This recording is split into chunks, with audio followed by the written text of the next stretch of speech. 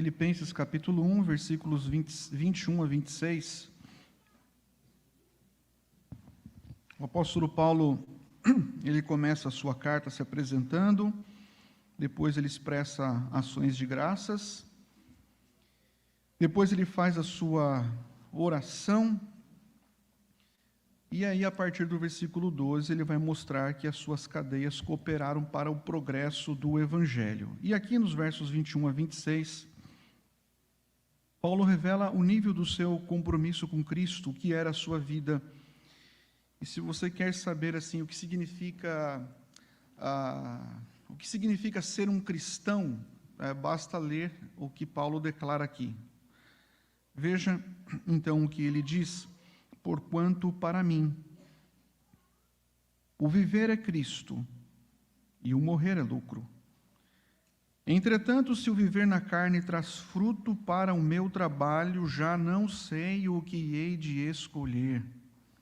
Ora, de um e outro lado estou constrangido, tendo o desejo de partir e estar com Cristo, o que é incomparavelmente melhor.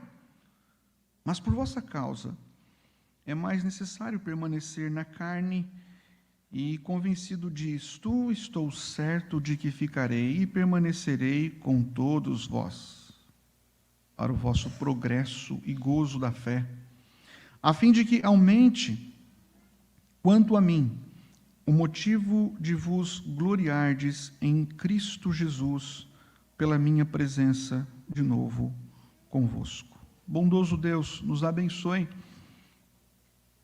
com a Tua palavra. Abra o nosso coração para recebermos, ó Deus, o alimento que vem do céu. É o que lhe pedimos, no nome de Jesus. Amém. Irmãos, alguém disse que ninguém está pronto para morrer enquanto não está pronto, preparado para viver, e viver, no caso, para Cristo. Quando você olha para a sua vida e você pensa no seu fim, e você se lembra que o seu fim está garantido, o seu fim é vitória, isso traz estabilidade para o presente, isso traz alegria, traz consolo, traz conforto, traz aquela sensação de segurança. Quando você olha para o fim e você sabe que o fim está garantido, você consegue viver uma vida mais tranquila, uma vida abençoada na terra. Então, quando a gente descobre pela palavra de Deus, essa verdade é colocada em nosso coração, a verdade de que a morte nos levará não ao inferno, mas a morte nos levará à presença graciosa do Senhor Jesus. Isso faz com que a gente viva com mais ânimo, com mais alegria. Isso traz, de certa forma, coragem, fé, para continuarmos a nossa caminhada cristã. Então, a certeza, irmãos, em relação à morte e o que vem depois da morte, essa certeza é uma certeza libertadora, porque é uma certeza que nos liberta dos temores e dos medos. E nessa passagem, o apóstolo Paulo, ele está ali face a face com a morte. E a pergunta é: o que faz com que esse homem permaneça firme, corajoso, disposto a tudo, pronto para morrer? Certamente, a certeza que havia em seu coração de que a morte não era o fim, de que a morte não era perda, mas a morte era o quê? Ganho. A morte seria lucro. E por isso Paulo, preso com a possibilidade de morte, ele continua vivendo com alegria e cumprindo a sua missão. É a carta da alegria, né? Filipenses.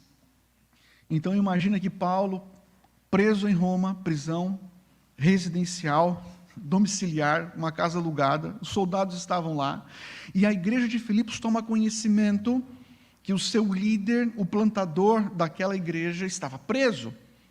E eles então, aqueles irmãos estão preocupados, as ovelhas estão preocupadas, e aquelas ovelhas reúnem recursos financeiros e enviam ao apóstolo para mantê-lo naquela situação tão difícil. E naquele contexto, o apóstolo Paulo desejava que a igreja desfrutasse também de consolo e conforto, embora ele estivesse preso. Ele queria que a igreja soubesse que ele estava pronto para viver e morrer pela fé em Jesus Cristo.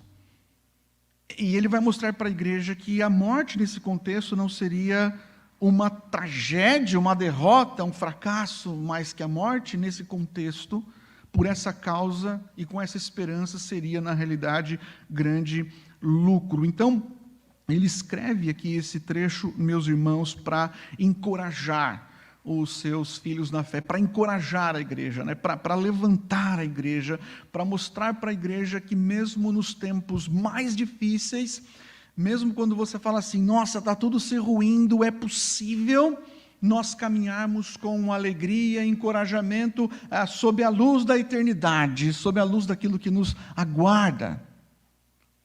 E é isso que Paulo mostra para a igreja. Ele vai mostrar o que é essa vida sendo vivenciada sob a luz da eternidade. O que é, então, essa vida cristã, né? Esse viver sob a luz da eternidade? Nós vamos começar, então, com a primeira declaração de Paulo. Ele vai mostrar que, para ele, o viver é Cristo. Todos nós conhecemos esse versículo, não é mesmo? De cor. Para mim, o viver é Cristo e o morrer é lucro. Essa declaração forte é uma declaração que reflete assim o coração de um homem que está totalmente comprometido com Jesus Cristo. É uma declaração que revela um coração apaixonado, entregue, completamente devoto ao Senhor Jesus. Embora ele estivesse preso, embora estivesse aguardando o julgamento, possibilidade de condenação, perceba que o coração do apóstolo Paulo, ele não está preso, mas o coração do apóstolo Paulo está completamente voltado para o Senhor Jesus. A gente olha para esse homem ali na prisão, a vida corria risco, o futuro era incerto, ele não sabia exatamente o que o aguardava, mas do seu coração, naquele local, naquela situação, brota essa pública profissão de fé, essa confissão maravilhosa, como se ele dissesse assim, olha, sejam os meus dias poucos, sejam os meus dias muitos, a minha vida, ela está completamente centrada, a minha vida está devotada, está dedicada a Jesus Cristo. Então, a gente tem que lembrar que Paulo está ali na prisão, ele está vendo os seus dias se passando, os dias estão se passando, mas ele está mostrando para a igreja que cada momento daqueles dias, cada momento está sendo vivenciado não para ele, mas cada momento está sendo vivenciado para Cristo. Você pergunta assim, pastor, o que significa ser cristão? Será que eu sou um homem cristão? Será que eu sou uma mulher cristã de fato? Ou será que eu sou apenas membro da igreja presbiteriana? E aqui está uma bela definição. Ser cristão, meus irmãos, é você viver primordialmente e integralmente para Cristo durante todos os dias da sua vida, sejam nos dias bons, nos dias maus, nos dias felizes das conquistas, nos dias tristes das perdas, no dia do luto, no dia do nascimento. Ser cristão é você viver primordialmente para Jesus Cristo durante todos os dias da sua vida. E quando você está com seu coração vivendo para Cristo, você descobre algo libertador, que todas as coisas, no fundo, que circundam a nossa vida são muito periféricas, são artificiais. As coisas periféricas são artificiais. Você começa a descobrir que estas coisas que estão orbitando ao redor da sua vida, elas são necessárias, mas elas estão orbitando ao redor de um eixo central, que é a sua relação com o Senhor Jesus Cristo. Então, a vida inteira de um cristão genuíno, ela se encontra em Cristo. Vocês se lembram aquela declaração que Paulo fez aos Gálatas, também muito conhecida, quando Paulo diz assim: agora já não sou eu quem vive, mas Cristo vive em mim. Veja, aos Filipenses ele diz assim: para mim o viver é Cristo. Mas escrevendo aos Gálatas ele diz assim: agora já não sou eu quem vive, mas Cristo vive em mim. E ele continua, e ele diz assim: agora eu vivo pela fé no Filho de Deus, que me amou e se entregou por mim. Nós vivemos em Cristo, Cristo vive em nós. E aí eu pergunto aos irmãos: será, meus irmãos, que nós estamos focando a nossa vida exclusivamente em Jesus Cristo? Eu conversava com um presbítero sobre a questão do secularismo na igreja. Secularismo. Sabe, quando o entretenimento, a diversão, aquelas coisas que não são necessariamente pecaminosas vão tomando conta do nosso coração. E de certa forma estas coisas, elas vão matando ou sepultando o que há de maior valor em nós, que é Cristo. E de repente a igreja já não é tão necessária, se torna secundária, e termos a Bíblia em mãos também já não é tão necessária, se torna algo assim secundário, e de repente nós vamos abrindo brechas e mais brechas em nossa vida, em nossa família, e não nos damos conta que não estamos considerando Cristo como o ser mais especial e primordial, essencial para nós. Então, pense nisso. Há muitos crentes, professos, membros da igreja que estão vivos. Talvez você seja um deles. Você fala: que bom, eu estou vivo.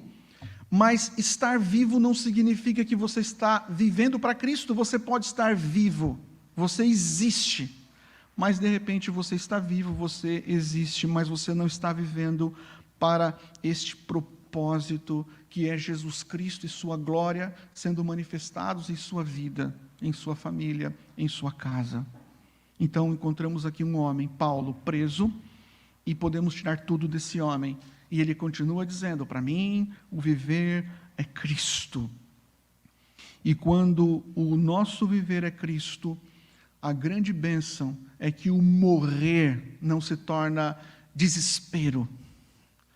O momento da morte não se torna um momento de angústia e de desespero, mas o morrer se torna o maior de todos os ganhos. E essa é a segunda declaração de Paulo. Ele diz: para mim o viver é Cristo e o morrer é lucro. Você olha para a morte como lucro ou você olha para a morte como perda? Vamos pensar aqui. Um jovem cristão, de repente, é levado, e nós olhamos isso como apenas perda. Afinal, tal pessoa, por exemplo, não teve tempo de se casar, ter filhos, né? Não conseguiu se formar na faculdade, não conseguiu realizar sonhos terrenos, conquistas terrenas. Às vezes a gente olha a morte apenas como perda ou perdas. De fato, irmãos, nós não devemos assim desejar a morte e também nem olhar assim: nossa, que bom que a pessoa morreu e foi para o céu. Mas a gente precisa olhar para a realidade da morte como lucro, e como um lucro muito maior do que viver. Viver é bom, mas essa vida não pode trazer o lucro, o ganho que nós receberemos no momento da nossa morte.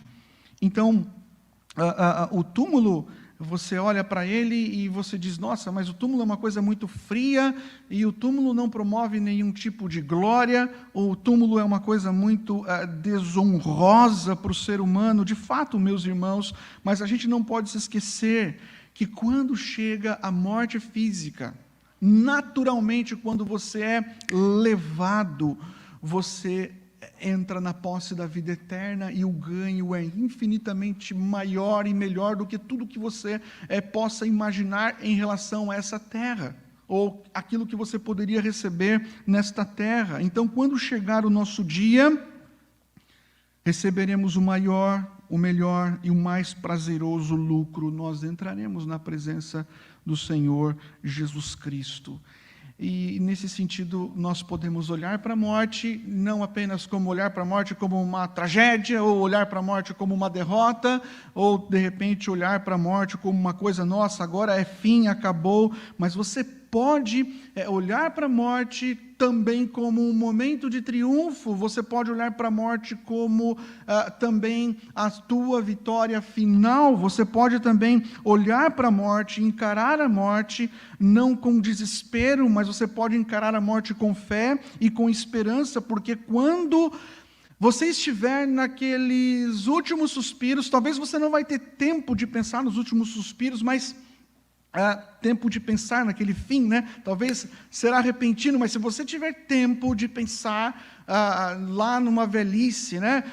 Estou agora partindo, a minha vida está se inclinando, está chegando o meu fim, e se você tiver esse tempo para pensar, você terá naquele momento a certeza de que a morte que te aguarda, que o teu fim que te aguarda, aquela separação do corpo da alma, você vai compreender que a morte, na verdade, não será o teu fim, mas a morte será o momento em que você vai receber o maior de todos os teus prêmios, e você vai olhar para a morte e entender que a morte, ela foi derrotada completamente na cruz do Calvário. O aguilhão da morte foi retirado. A morte nada mais é do que essa passagem para estarmos com o nosso Rei, o nosso Senhor Jesus Cristo.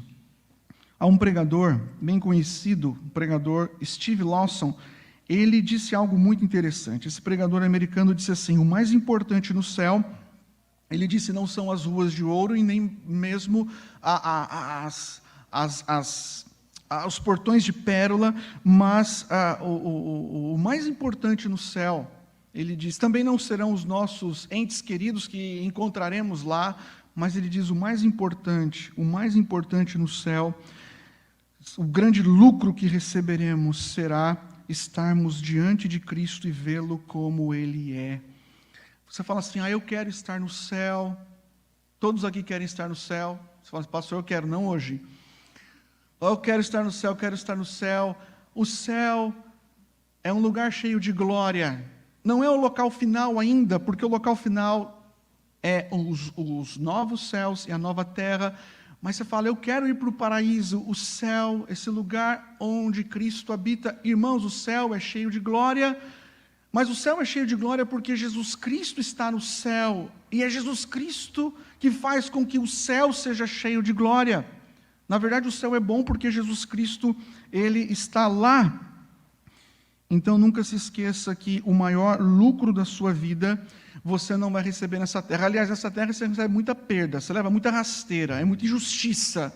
O maior lucro da sua vida, na sua vida você não vai receber nesta terra das mãos de homens. O maior lucro da sua vida você receberá no céu das mãos de Deus. Às vezes a gente fica olhando para essa pandemia, né? As pessoas têm muito medo de pegar o vírus. Alguns aqui pegaram o vírus. Eu não peguei o vírus, pelo menos até onde eu sei. Eu estou ainda limpo desse vírus. Mas, geralmente, as pessoas têm medo de pegar um vírus. Por quê? As pessoas têm medo de pegar o vírus porque as pessoas têm medo de morrer. Tudo bem, você fala, não, tenho medo de pegar o vírus porque eu não quero sofrer, passar por aqueles processos todos, mas, no geral, a humanidade tem medo de pegar o vírus porque a humanidade tem medo de morrer. E, de repente, as pessoas começam a se cuidar mais, não é mesmo? E devem se cuidar, vamos lá, passar o álcool, coloca máscara, toma vacina, evitar a aglomeração. embora a nossa igreja esteja bem cheia hoje. E de repente todos esses cuidados em relação à pandemia revela o coração de uma humanidade que está assim em desespero, em angústia. A realidade da morte traz esse senso de temor, de assombro, porque eu posso pegar esse vírus e eu posso morrer, e o que vai ser de mim se eu morrer? Então a realidade esmagadora, né, de que eu posso ser infectado e morrer, leva o mundo ao desespero, e algumas pessoas até algumas atitudes insanas, assim, que você vê na televisão. Isto não significa que eu e você devemos ser relaxados, nós devemos ser cuidadosos e cautelosos, mas, meus irmãos, assim, é libertador para nós, povo de Deus, igreja de Deus, é um sentimento de libertação no coração, quando você descobre que, no fundo, o melhor dia da sua vida será o seu último dia aqui. Quando você passar. Quando você entrar no dia que será para sempre. E eu pergunto aos irmãos, os irmãos têm essa confiança? Você tem essa certeza de que na morte você será levado a Cristo? Você consegue olhar para a morte, não é desejar a morte, mas olhar para a morte como lucro, como ganho?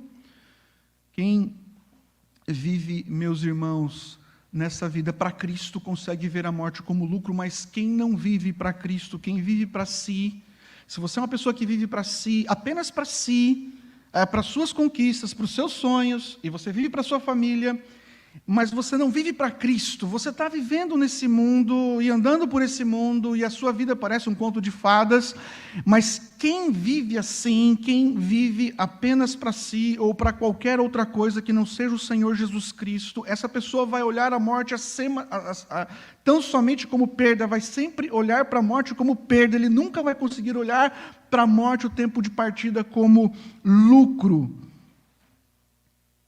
E a gente tem que tomar cuidado, meus irmãos, porque há muitas pessoas vivendo apenas para as coisas terrenas, materiais, supérfluas, passageiras. De repente, alguém diz que esse assopro sempre acorda os irmãos.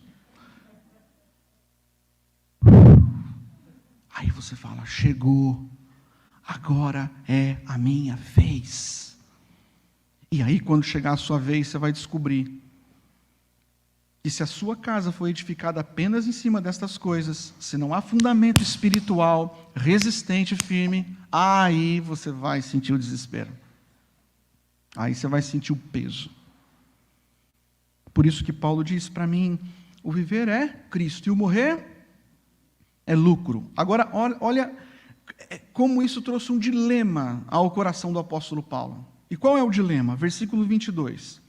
Veja a luta intensa. Entretanto, se o viver na carne traz fruto para o meu trabalho, já não sei o que hei de escolher. Paulo está aguardando o julgamento, ok? Ele sabe que pode ser condenado, mas ele percebe que há uma possibilidade de ser liberto e poupado e absolvido naquele julgamento. Ele diz, eu irei continuar o meu ministério itinerante, servindo a Cristo, pregando o Evangelho, e o resultado serão mais pessoas convertidas, mais igrejas sendo plantadas, mais líderes sendo treinados. Então Paulo ele fala assim, estar com Cristo é bom, e aí eu fico nessa crise, se o viver na carne traz fruto para o meu trabalho, ele diz assim, já não sei o que hei de escolher. Irmãos, isso não é demagogia. Paulo não quer demonstrar uma espiritualidade, eu já não sei o que escolher, se eu quero estar com Cristo, se eu quero ficar aqui. Ele está sendo sincero. Ele está sendo muito honesto aqui, ele não está dizendo isso para se gloriar em sua espiritualidade, a crise é real, ele está ali se debatendo com aquela dúvida, né? A morte decretada por César me levará a Cristo, mas se eu for absolvido por César, terei liberdade para pregar o Evangelho. E nós sabemos que a decisão final não estava na mão de Paulo, mas estava na mão de Deus. E até nós entendemos um pouco essa crise de Paulo. Já aconteceu contigo, você tem uma pessoa, assim, muito, que você ama muito, pode ser, às vezes, mãe, pai, e essa pessoa, ela já está, vamos supor aqui, com 95 anos. Acho que não tem ninguém aqui com 95 anos, né? E essa pessoa está doente, ela está acamada, ela está sofrendo, e aí você olha para essa pessoa, você fala assim, assim, você fica assim, eu não sei se eu oro para que Deus prolongue a vida, ou se eu oro para que Deus leve.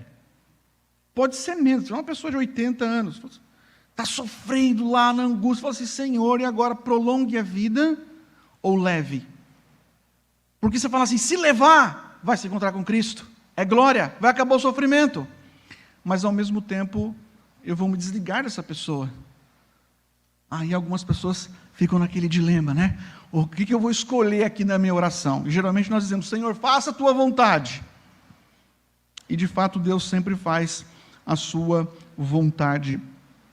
O pregador batista, o John Piper, ele diz algo interessante acerca da morte como lucro. Ele fala assim, a morte ou morrer, né? Ele coloca, é lucro, porque na morte nós seremos libertos de todo o sofrimento físico, emocional, espiritual. Ele fala, morrer é lucro, porque no momento da morte a gente vai ter aquela sensação de estarmos no nosso lar, na nossa casa. Ele fala, morrer é lucro, porque no momento da morte, nós iremos experimentar aquele descanso profundo, que um final de semana não resolve. Ele coloca aqui, morrer é lucro, porque na morte nós estaremos com Cristo, o ser mais sábio, poderoso, amável que existe, e com Ele viveremos eternamente. Nós deveríamos desejar, meus irmãos, ardentemente esse encontro com Jesus Cristo. Como eu falei, não é desejar a morte, mas é você de repente olhar para a morte, sendo você jovem, adulto ou um idoso, mas você olhar para a morte como a bendita esperança em que você encontrará com Jesus Cristo. Aí você olha a morte e fala assim, olha, vale a pena essa vida, e vale a pena viver para Cristo, e vale a pena servir a Cristo, vale a pena vir à igreja de Cristo, vale a pena ficar aqui 2, 3 horas, servindo o Rei, adorando o Rei, e tudo vale muito, porque afinal, no momento da morte, eu me encontrarei com Cristo. É como se você deixasse de olhar o trabalho na igreja como um peso, e de repente você começa a olhar o trabalho da igreja como uma resposta de gratidão. E veja, irmãos, o verso de número 23, que esse dilema no coração de Paulo é interessante, porque ele coloca assim, ora, de um e de outro lado estou constrangido, tendo o desejo de partir e estar com Cristo, o que é incomparavelmente melhor. Eu estou sendo pressionado entre esses dois mundos. Por um lado, ficar seria bom, porque traria frutos o meu ministério na vida da igreja. Mas por outro lado, estar com Cristo é o quê? Incomparavelmente melhor.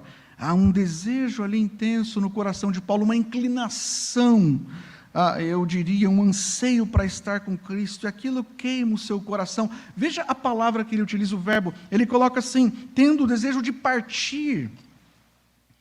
E os comentaristas dizem que o verbo partir aqui, ele era utilizado para o desamarrar das cordas, quando o barco, sabe, estava indo assim, né? Às vezes o marinheiro olhava, o barco está preso, então o marinheiro ia lá e desatava as cordas. Ele desamarrava as cordas. E Paulo olha para a sua vida, e ele olha para o seu fim, ele olha para a morte se aproximando como o desamarrar, o desatar do nó.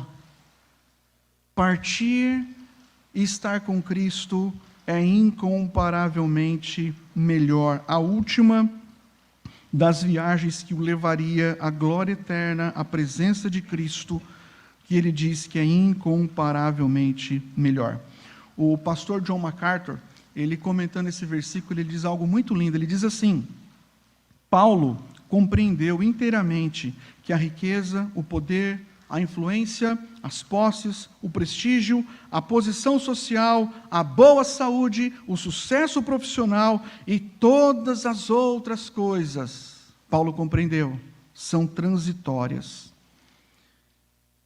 E ele fecha assim: muitos reconhecem essa verdade de que tudo isso é transitório, mas não vivem como se essa verdade fosse de fato verdadeira, e por isso essas pessoas não podem dizer com sinceridade: para mim, o viver é Cristo e o morrer é lucro. Irmãos, nós somos peregrinos e forasteiros. A gente está de passagem nesta terra. Inclusive estamos de passagem por Itajaí. A gente está de passagem. Nós somos estrangeiros, peregrinos. Cristo, diz a Bíblia, nos preparou nova morada. E às vezes eu fico pensando, e aqui estou falando de mim mesmo, por que a gente assim se agarra tanto a esse mundo e as coisas desse mundo? Eu não me refiro às coisas, como eu disse, necessariamente pecaminosas, mas por que o nosso coração ainda ele é tão materialista? Em breve estaremos com Cristo e em breve tudo isso irá passar.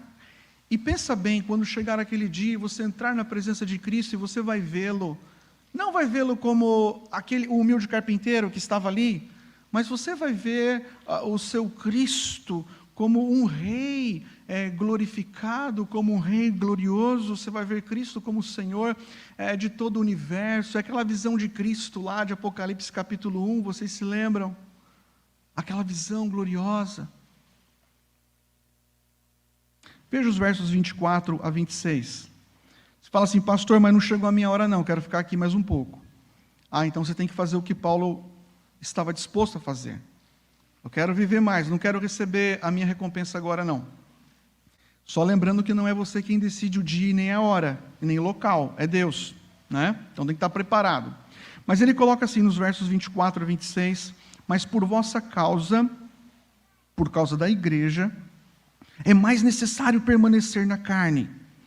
E convencido disto, estou certo de que ficarei e permanecerei com todos vós para o vosso progresso e alegria, o gozo da fé, a fim de que aumente.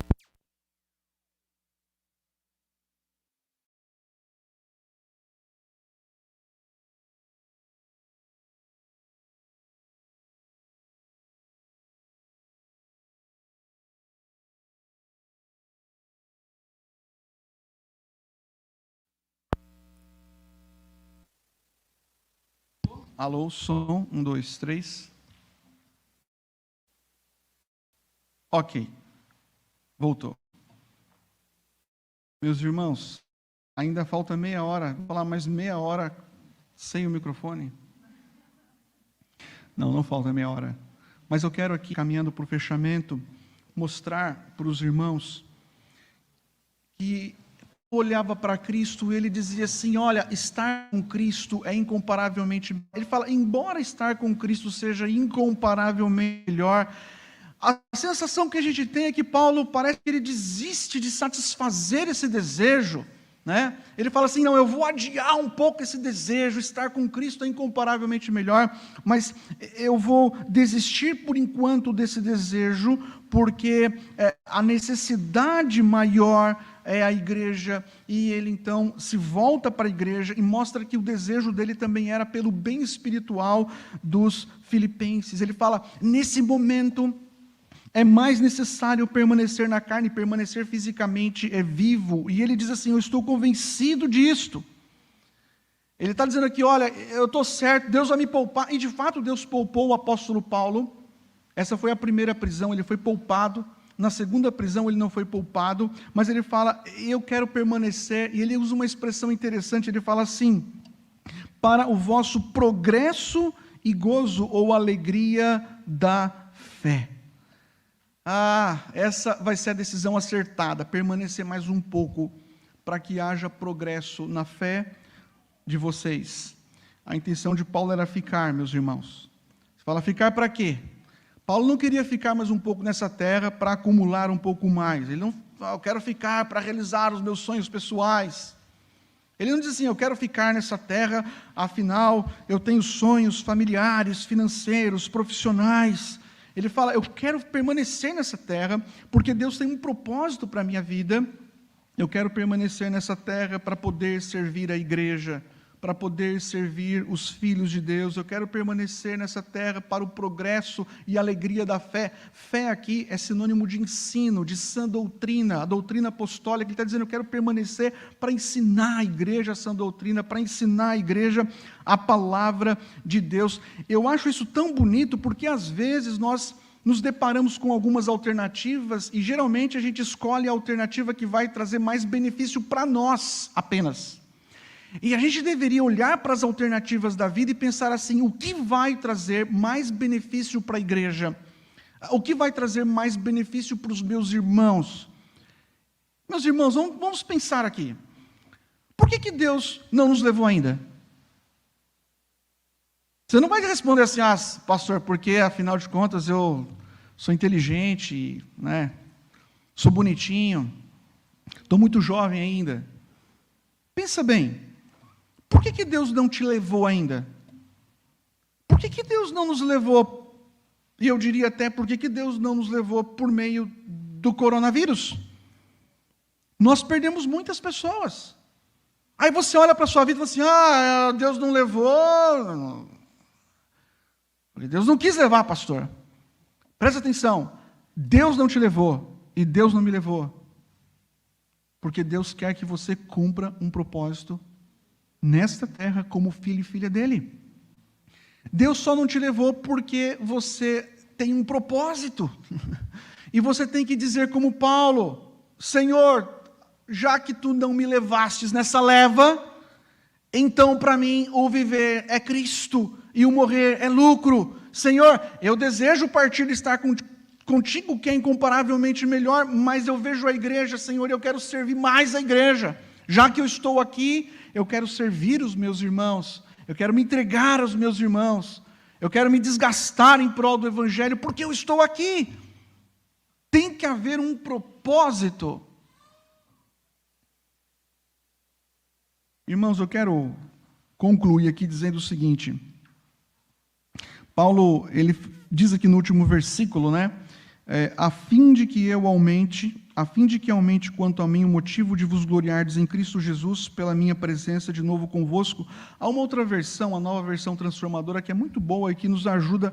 Ela diz assim, e quando eu voltar, eu vou ser poupado, e quando eu voltar, vocês terão ainda mais motivos para se orgulhar em Cristo Jesus, pelo que Ele tem feito por meu intermédio. Ele fala assim, quando eu vou ser poupado dessa vez, e vocês irão agradecer a Deus, vocês irão glorificar a Cristo, e vocês vão se orgulhar em Cristo, pelo que Cristo está fazendo em minha vida e através da minha vida. O meu livramento vai redundar, não, eu não vou me transformar num superstar, né, com esse livramento da morte, não, a glória será de Cristo. Você, sinceramente, responda isso sinceramente, não ao pastor, no seu coração, você está pronto para morrer?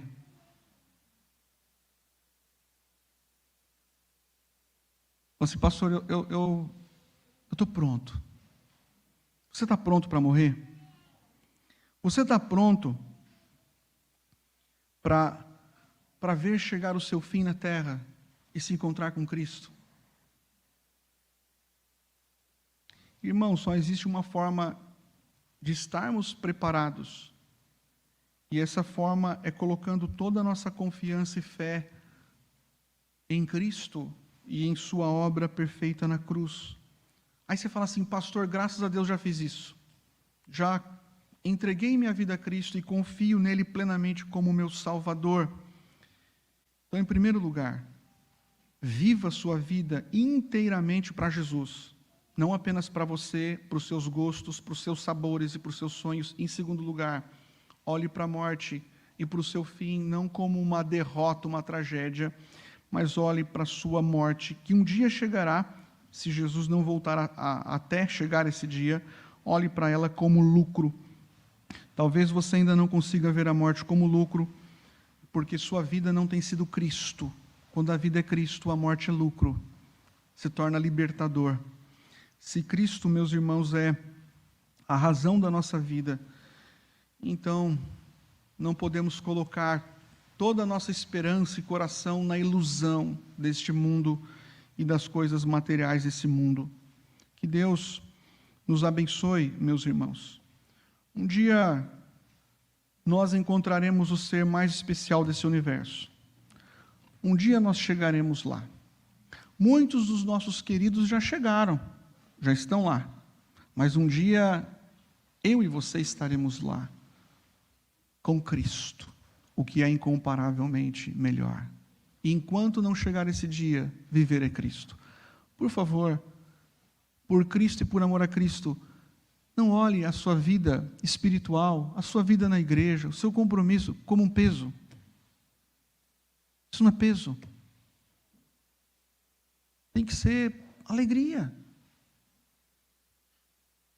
Feche os seus olhos, Pai. Nós percebemos pela Tua palavra que a vida é uma dádiva do Senhor e viver para Cristo, ó Deus, é o melhor que podemos fazer enquanto caminhamos sobre essa terra. Independente, ó Deus, se o mundo está vivendo para outras coisas, nós queremos viver para Ti. Nós queremos glorificar o Teu nome, adorar o Teu nome. Nós queremos, Pai, tributar toda a honra, toda a glória e todo o louvor ao Senhor. Quebranta, Pai, o nosso coração. Quebranta, Pai, a nossa alma. Nos leva para mais perto de Ti. É o que lhe pedimos no nome de Jesus. Amém.